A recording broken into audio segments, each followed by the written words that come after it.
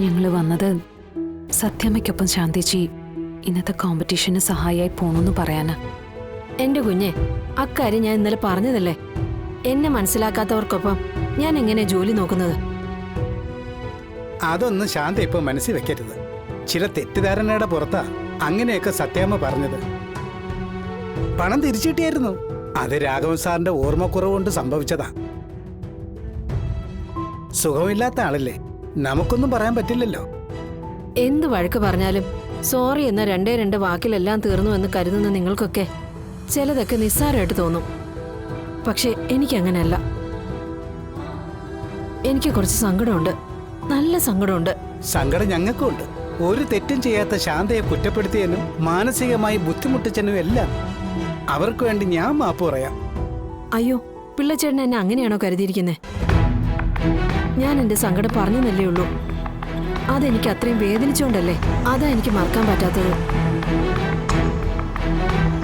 ഞങ്ങളെപ്പോലുള്ള സാധാരണക്കാർക്ക് സമ്പത്തിനേക്കാൾ വലുത് അഭിമാനോ.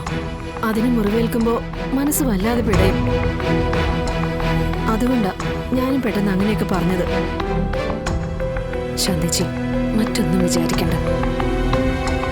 സത്യാമ്മയുടെ സ്വഭാവം അറിയാലോ. എന്നെ തന്നെ എന്തൊക്കെ പറഞ്ഞിരിക്കുന്നു. ഞാനും അതൊക്കെ കണ്ടില്ല കേട്ടില്ല എന്ന് വെച്ച് അങ്ങനെ ജീവിക്കുന്നു.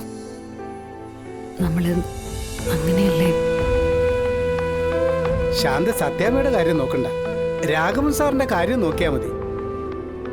ഞാൻ ഈ ഓടി നടക്കുന്നതെല്ലാം രാഘവൻ സാറിന്റെ അസുഖം ഭേദമാക്കാൻ പറ്റും എന്ന ഒറ്റ വിശ്വാസത്തില. ഈ മത്സരത്തിൽ നിന്നും വിജയിച്ച് കിട്ടുന്ന പണം ഉണ്ടെങ്കിൽ എന്റെ സാറിന് ചികിത്സിക്കാൻ പറ്റുമല്ലോ. ശാന്തിജി, ഇപ്പൊ മറ്റൊന്നും വിചാരിക്കണ്ട. വിഷ്ണുട്ടന്റെ അച്ഛന് വേണ്ടിയിട്ടല്ലേ. നമുക്ക് സഹായിച്ചേ പറ്റൂ. ശാന്തിജി കൂടി ഈ അവസാന സമയത്ത് കൈവിട്ട പിന്നെ സത്യാമ്മയ്ക്കൊപ്പം പിന്നെ ആരും ഉണ്ടാവില്ല.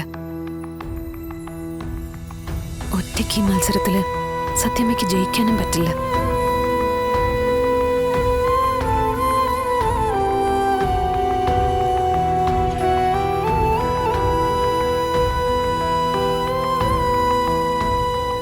ശാന്തിജി ഒന്നും പറഞ്ഞില്ല. ഞാനിപ്പോ എന്ത് പറയാനാ കുഞ്ഞെ? നിങ്ങൾ രണ്ടുപേരും ഇങ്ങനെയൊക്കെ വന്ന് പറയുമ്പോ ഞാൻ എങ്ങനെയാ പറ്റില്ല എന്ന് പറയുന്നത്? നിങ്ങളെ രണ്ടുപേരെയും എനിക്കങ്ങനെ തള്ളിക്കളയാനാവില്ലല്ലോ. ഞാൻ വരാം.